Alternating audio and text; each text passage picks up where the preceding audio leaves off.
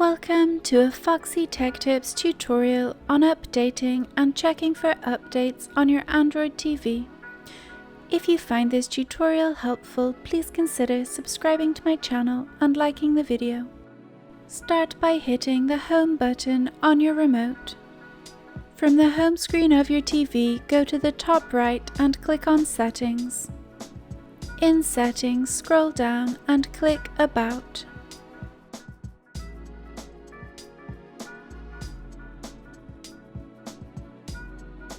Select System Software Update. You can enable or disable the automatic software download here. It's a good idea to keep your TV automatically up to date.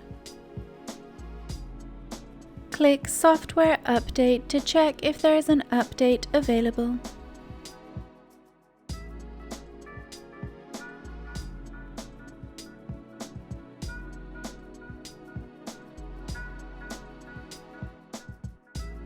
If there is an update available, you will be prompted to download it.